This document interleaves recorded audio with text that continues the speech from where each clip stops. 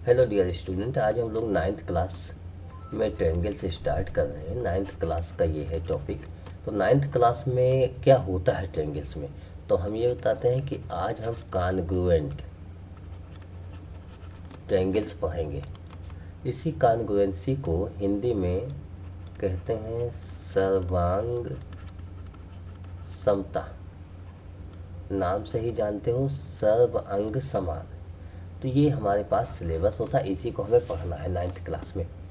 चलिए, कॉन्ग्रुएंसी होती क्या, जैसे एक ही ईयर में, एक ही ईयर जैसे 1998 के 1 रुपए के सिक्के निकालो एक ही मॉडल के, तो उनकी साइज जो होगी वो सेम होगी। मतलब वो जो साइज होगी, एक के ऊपर दूसरा रख लो तो ऐसे एक के ऊपर दूसरा आ जाएगा, मतलब सेम टू सेम होगा, वो अलग अलग नहीं होगा। इसी तरीके से रुपए के नोट निकालो, 10 के नोट निकालो, 20 निकालो, तो एक ही तरीके के बने होते हैं।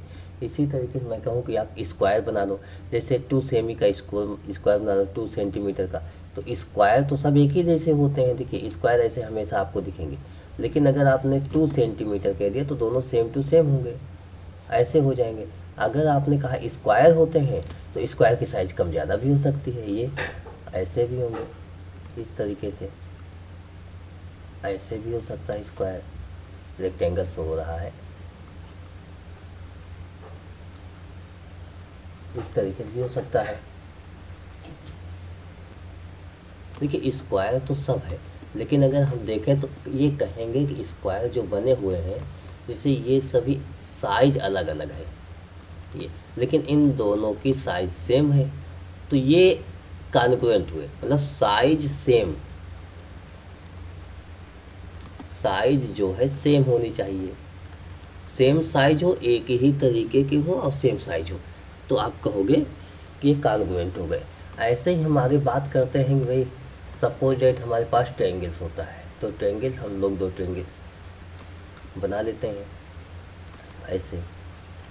तो एक ट्रायंगल ये बन गया, अगर ऐसा ही दूसरा ट्रायंगल हो गया, ऐसा ही सेम टू सेम, इसी की कॉपी करके पेस्ट कर दो कहीं।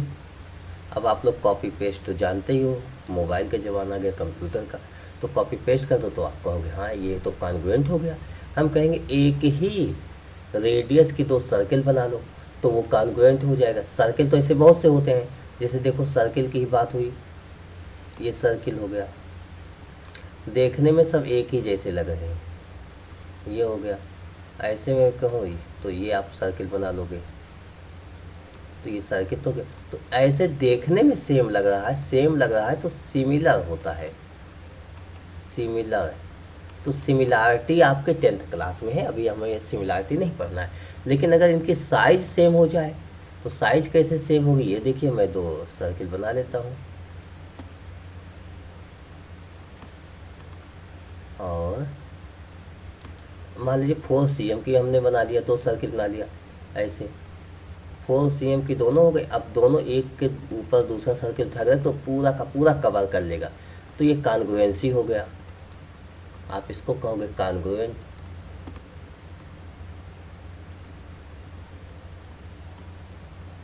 हिंदी मीडियम के बच्चे क्या कहेंगे इसे, सर्वांग सम।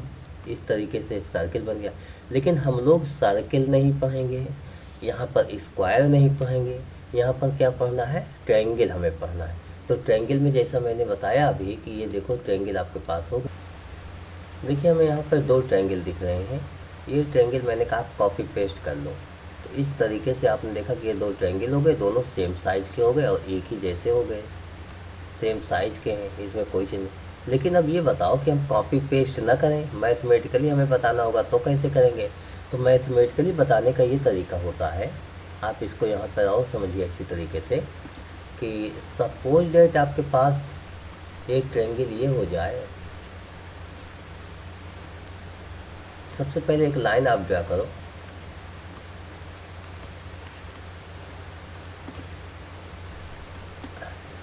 एक लाइन आपने ड्रा किया ऐसे, ये 5 cm आपने बना दिया, और यहाँ पर भी 5 cm बना दिया,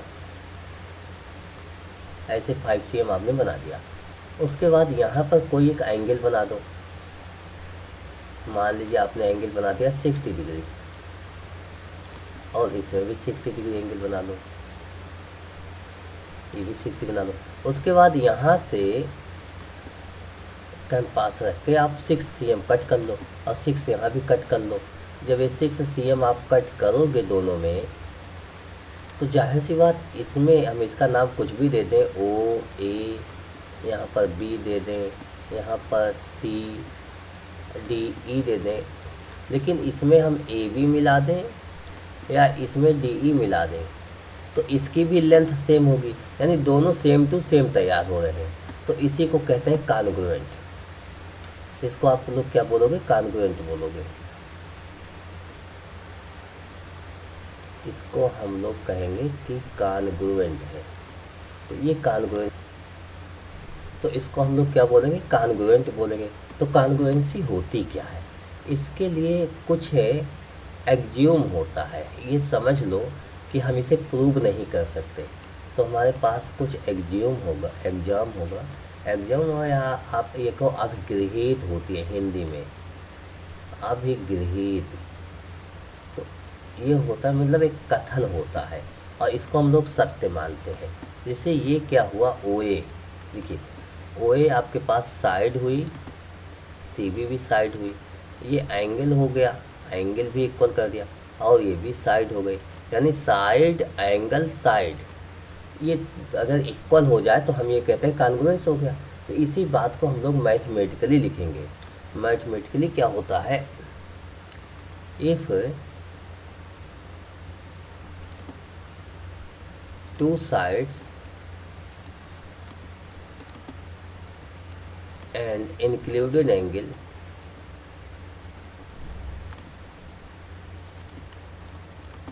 equal to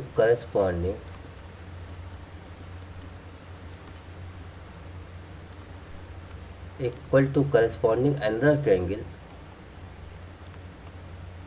ट्रायंगल बना दिया तो another triangle, then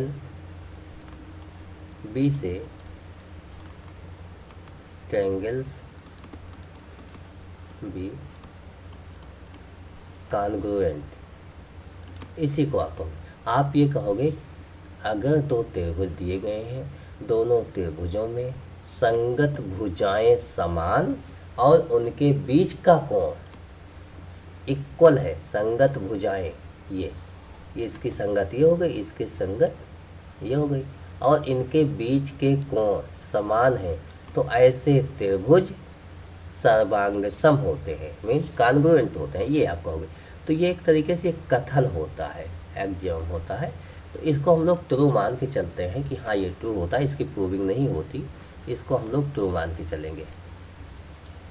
और अच्छा क्या बोला था, साइड फिर एंगल फिर साइड, इसका मतलब पहले साइड और उनके बीच वाला एंगल चाहिए, साइड एंगल साइड, मतलब दो साइड और उनके बीच का एंगल ये इक्वल हो जाए तो हम कॉन्ग्रुएंट कहते हैं। तो साइड एंगल साइड, इसी को आप कॉन्ग्रुएंट कहोगे।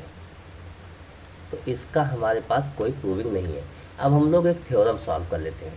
हमने 4 कंडीशन पढ़ी थी, 4 कंडीशन में हम उसको समझने का प्रयास करते हैं। पहले साइड एंगल साइड पढ़ा था, अब हम क्या पढ़ेंगे ये देखने वाली बात है।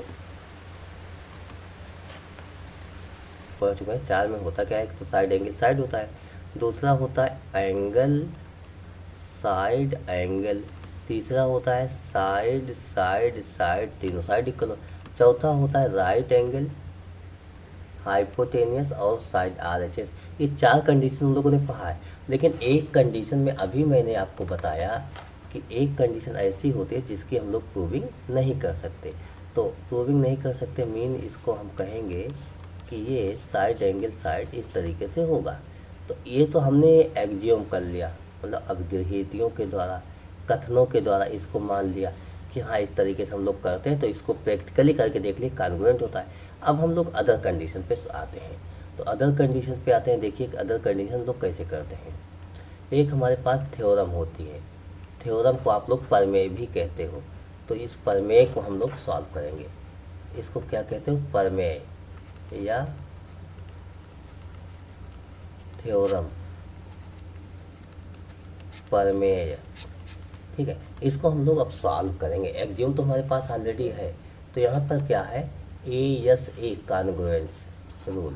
क्या होता है ASA, two triangles are congruent if two angles and the included side of one triangle are equal to two angles and the included side of other triangle। क्या बोल रहे हैं? ये बोल रहे हैं कि दो ट्रायंगल्स होते हैं, ठीक है। दो ट्रायंगल्स पहले हम लोग बना लेते हैं। एक ट्रायंगल हमारे पास ये हो गया और दूसरा ट्रायंगल हमारे पास ये हो गया।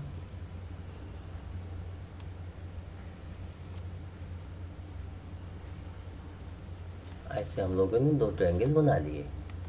या दो ट्रायंगल्स बना लिए। तो अब इन्होंने क्या कहा है इसको देखते हैं। इन्होंने ये बोला two triangles are congruent if two angles and the included side.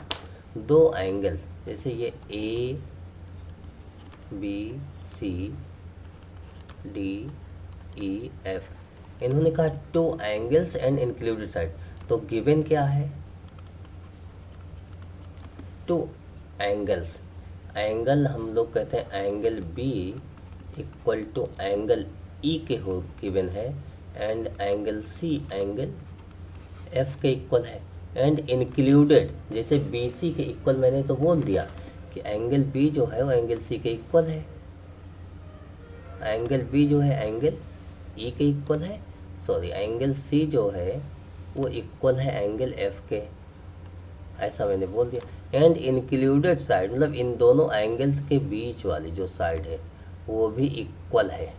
ये B C equal to E F, ये भी गिवन है आपके पास, B C equal to E F. अगर ये गिवन है तब हमें प्रूव करना है कि ये कॉन्ग्रुएंस होते हैं। Included side of one triangles are equal to two angles and the included side of other triangles. तो ये कॉन्ग्रुएंसी होती है, यानी एंगल पहले एंगल उसके बाद साइड देन एंगल, इस तरीके से आपके पास बना। एंगल साइड एंगल इस तरीके से बन गया। एंगल साइड एंगल इसको कॉन्ग्रुएंसी कहते हैं। यहाँ स्टार्टिंग में ही ए कॉन्ग्रुएंट रूल लिखा गया है। एंगल साइड एंगल, कोण, भुजा और कोण, इस तरीके से हिंदी मीडियम के कहेंगे। लेकिन ऐसे वो लोग भी लिखते हैं, हिंदी मीडियम के भी छात्र ये लिखते हैं। तो अब इसको हमें सॉल्व करना है। तो हमने कहा लेट, देखिए हमने कहा ठीक है, हमने कहा फर्स्ट प्रूफ इसको करते हैं। प्रूफ हम यहाँ से करते हैं। हमने कहा let A B equal to D E, इसको एज्यूम कर लिया, ठीक है, लेट कर लिया। तो A B equal to D E, angle B equal to angle E given and BC equal to EF, ये भी गिवन था। तो अगर इस तरीके से आपने देखा तो आपके पास साइड, अब आप यहाँ से क्या देख रहे हो कि साइड, इसको आपने साइड को लेट कर लिया, इक्वल कर दिया। एंगल बी एंगल ई के इक्वल हो गया। ये एंगल बी जो है एंगल ई के इक्वल है, गिवन है, और बी सी जो है ई एफ के इक्वल गिवन है। तो यहाँ पर कौन सा हो गया? ये तो कॉन्ग्रुएंट हो गया। कॉन्ग्रुएंट क्यों हो गया? क्योंकि साइड एंगल साइड हो गया। ये पहले जो हमने देखा था उससे हमने लिख लिया। तो हमने कहा देयरफॉर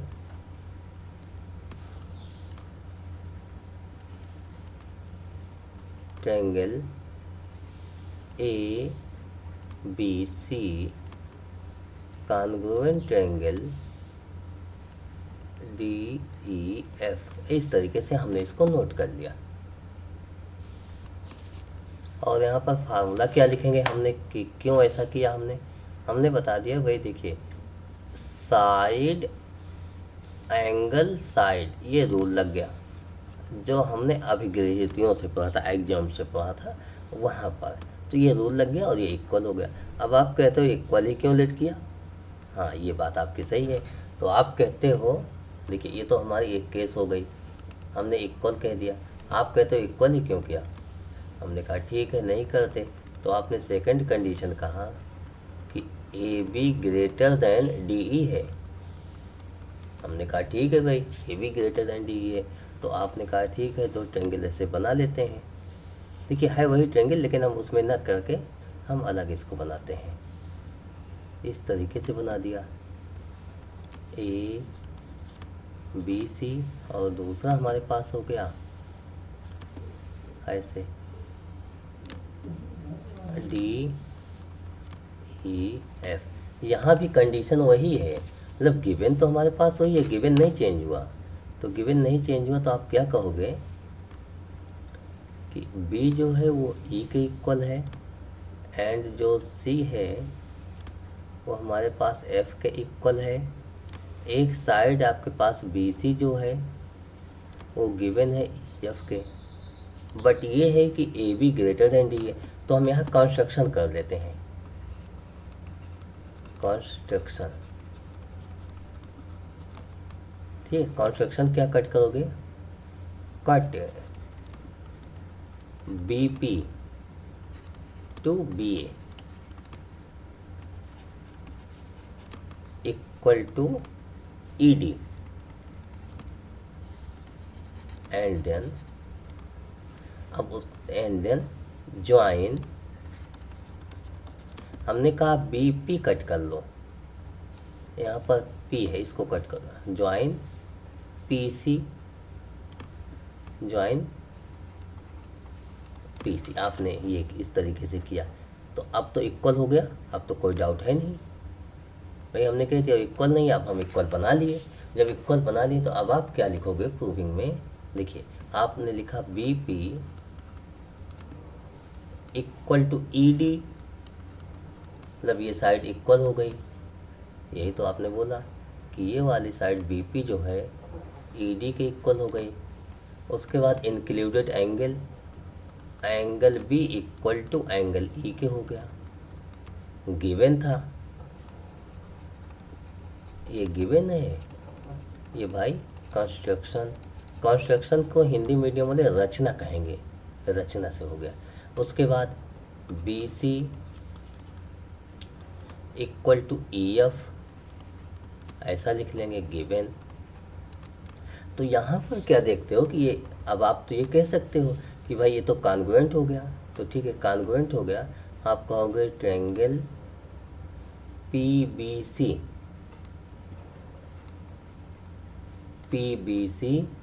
कॉन्ग्रुएंट का ये सिंबल होता है, कॉन्ग्रुएंट ट्रायंगल DEF। आपने ऐसा कह दिया, आपकी बात सही है। लेकिन जब कॉन्ग्रुएंसी होती है तो all sides all angle equal होते हैं, मतलब 3 साइड्स 3 एंगल होता है। तो आप यहीं से देखो, अगर यहाँ से आप देखोगे तो ये लास्ट में C लिखा हुआ है। हमेशा इसको एक कंडीशन में लिखना है, ये मैं बता देता हूँ, नहीं तो कंडीशन आप लोग मिस करो कभी। जैसे यहाँ पे देखो, हमने इसको लिखने का तरीका क्या निकाला, लिखने का तरीका निकाला, मान लीजिए एंगल B है तो एंगल E है, तो B को अगर यहाँ सेंटर में रखा तो यहाँ E भी सेंटर में होगा। अब उसके पहले क्या होगा, यहाँ BP देखो, BP अगर देख लिया तो इस ट्रायंगल्स में पहले वाले में BP देखते हैं। यहाँ पे क्या क्या था हमारे पास, PBC था, और यहाँ BP है तो C नहीं है, तो C को मैंने लिखा, C को लास्ट में लिख दिया। तो अगर C को लास्ट में लिखा तो BP के सामने क्या है, ED है। अब ED में जाऊँगा, इस दूसरे ट्रायंगल में ED देखता हूँ, इसमें क्या नहीं है, F, तो F को भी लास्ट में लिखेंगे, मतलब जो एब्सेंट है उसको लास्ट में लिख देंगे। वो एक सीक्वेंस में होना चाहिए बस। जैसे BC है तो क्या नहीं है, यहाँ पे P नहीं है तो P को पहले लिखा, उसके सामने EF है, EF में क्या नहीं है, D नहीं है तो D को हम पहले लिख दिया। मतलब ट्रायंगल में 3 कंडीशन होती है, दो जो गिवन होगा साइड की कंडीशन में वो एक सीक्वेंस में लिखेंगे, पहले लिखेंगे पहले, बाद में लिखेंगे तो बाद में। अगर हम बाद में भी लिखना चाहें तो भी गलत नहीं होगा। जैसे यहाँ पे आपने कहा कि BP है, हमने कहा हाँ, तो आपने कहा सर ये तो एक ट्रायंगल हमारे पास BPC था और दूसरा ट्रायंगल DEF है, हमने कहा हाँ ये तो है।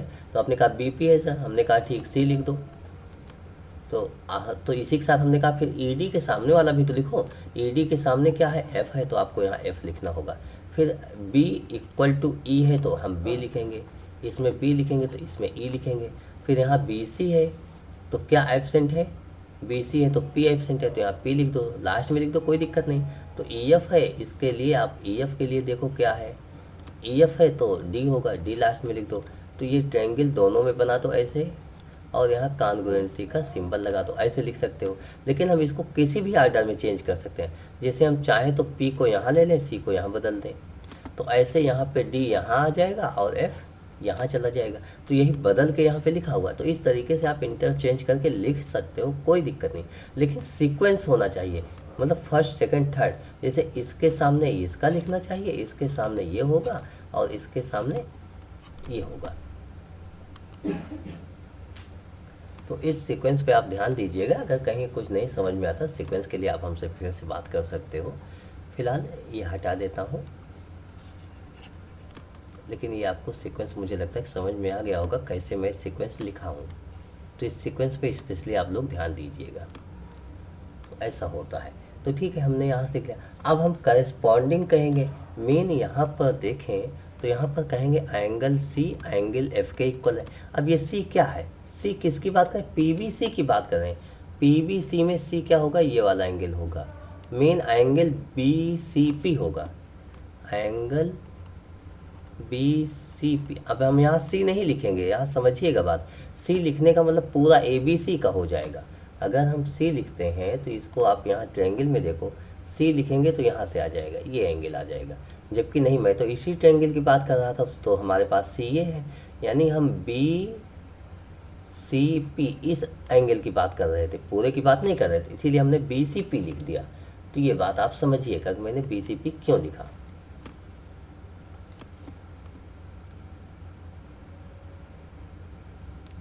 अच्छा, BCP ये इक्वल किसके होगा? इधर E के इक्वल। देखिए C लास्ट में है तो यहाँ F लास्ट में है, F के इक्वल होगा।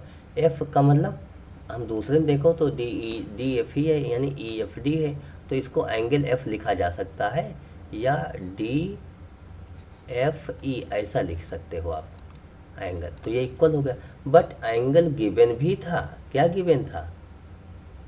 गिवन था एंगल, 2 एंगल्स इसमें गिवन थे। देखिए एंगल गिवन था C equal to F। C का मतलब ये पूरे एंगल की बात हो रही थी। तो इन्होंने ये तो गिवन किया था ना C, इसका मतलब BCA, angle BCA equal to angle EFD या DFE, ये गिवन था आपके पास।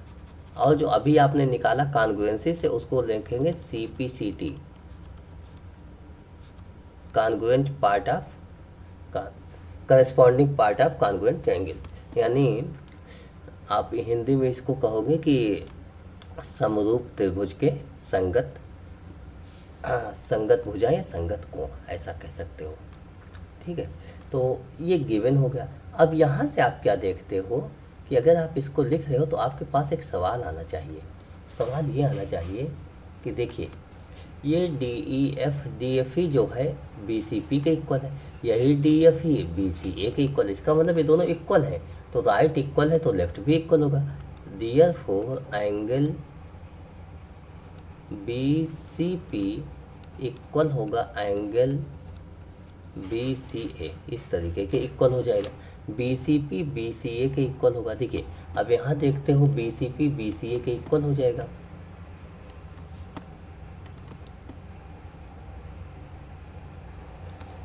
BCP और BCA ये इक्वल हो गया। ये इक्वल कब होगा? इसका मतलब ये जो CP है, P पॉइंट A पर मूव करेगा तभी इक्वल होगा।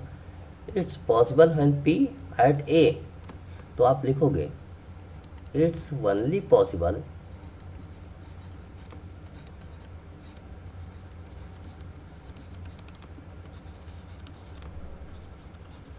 When P at the point A। ठीक है, तो इसका मतलब P नहीं होना चाहिए, वो A होना चाहिए। तो ये जो कॉन्ग्रुएंसी आप लिख रहे थे, कॉन्ग्रुएंसी हमारे पास यहाँ पर होगी, वो P नहीं है, वो A होना चाहिए। तो आप इसको क्या लिखोगे? देयरफॉर P के प्लेस पर A लिख दो। तो ABC triangle ABC congruent triangle DEF, इस तरीके से आप लिख सकते हो। अब तीसरे में एक कंडीशन और हो सकती है। आप ये कह दो कि ए बी लेस है, ए बी कम है, ए बी कम है, इसका मतलब आपकी बार ई डी में यहाँ एम लिख लेना, कोई यहाँ एम लिख लेना, ज्वाइन कर लेना और बना लेना। इसी तरीके से आप उस कंडीशन में भी लिख देना। तो वो कंडीशन में नहीं सॉल्व कर रहा हूँ, उसको सॉल्व करने की ज़रूरत भी नहीं है। तो 2 कंडीशन मैंने आपको बता दिया, तीसरी कंडीशन सॉल्व नहीं कर रहा हूँ। और लिखना चाहो तो आप लिख सकते हो जैसे मैंने बताया उसी तरीके से। तो इस तरीके से आपने क्या देखा कि कॉन्ग्रुएंसी में आप ये कहते हो कि पहले एक एक्सियोम से मिला था कि साइड एंगल साइड होना चाहिए, अभी आपने निकाला एंगल साइड एंगल होना चाहिए, मतलब 2 एंगल और उसके इंक्लूडेड साइड। अच्छा ये बताओ इंक्लूडेड ना हो तो, मान लीजिए इंक्लूडेड नहीं है, जैसे मैंने कह दिया ये ऐसे है A B C D E F, इस तरीके से आपके पास है ए बी सी और यहाँ पर डी ई एफ है।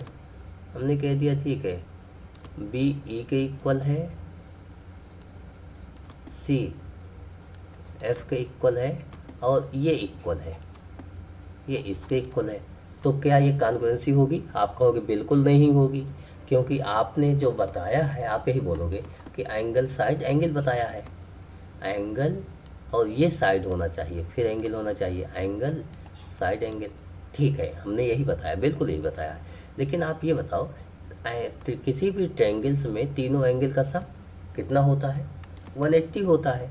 जैसे हम कहें कि angle A plus angle B plus angle C 180 होता है। और आपने ये कहा है दूसरे वाले में भी यही कहोगे, angle D plus angle E plus angle F equal to 180 होता है। लेकिन आपने एक बात कही थी कि angle B equal to angle E के होगा और angle C equal to angle F के होगा। तो यहाँ पर बी सी जो है अगर मैं चेंज करूँ, angle A plus angle B को एंगल ई लिख लेता हूँ प्लस एंगल एफ लिख लेता हूँ 180। तो अब ये 2 इक्वेशन हो गया, एक ये हो गया एक ये हो गया। अगर एक से दूसरे को माइनस कर दूँ तो आपके पास ये आएगा angle A equal to angle D. तो ये ए जो है डी के इक्वल हो गया, ये इसके इक्वल हो गया। अब आप यहाँ से देखो, हम देखने का तरीका अपना बदल लेते हैं। क्या बदलते हैं कि भाई एंगल ए एंगल डी के इक्वल हो गया, सी एफ के इक्वल हो गया और इनकी इंक्लूडेड साइड ये इक्वल हो गया। तो हमने भी प्रूव किया है तो कॉन्ग्रुएंसी होती है। इसका मतलब हुआ कहीं भी अगर एंगल साइड लिखा हो तो भी हम कॉन्ग्रुएंसी कहेंगे। मेन एंगल साइड हो तो भी कॉन्ग्रुएंसी होगी। ठीक है, तो हमारे पास 2 तो बेसिक था, ये साइड एंगल साइड एंगल ये था। लेकिन अगर एंगल साइड है तो भी हम कहेंगे congruent, yes it is congruent. तो इस तरीके से आप कॉन्ग्रुएंसी निकाल सकते हो, मीन्स सर्वांग समता निकाल सकते हो। तो मुझे नहीं लगता कहीं कोई डाउट्स होना चाहिए, कुछ समझ में नहीं आया होगा। तो मुझे लगता है सब कुछ समझ में आपके आया होगा। तो ये थ्योरम एक बार 2 बार आप कोशिश कर लीजिएगा। बाकी हम लोग कुछ क्वेश्चन करेंगे, एक्सरसाइज करेंगे, वहाँ पे और डिटेल में आपको बताएंगे कैसे क्या नोट किया जाता है। लेकिन अगर यहाँ कोई डाउट्स है तो आप मुझसे डिस्कस कर सकते हो। समझ में आया हो ये पूरा स्टेप तो ठीक, और नहीं समझ में आया तो कहाँ डाउट्स में क्या, ये आप कमेंट बॉक्स में लिख दीजिएगा और हमें बताइएगा, उसको मैं और डिटेल में और विस्तार से बताने का प्रयास करूँगा। Okay, thank you.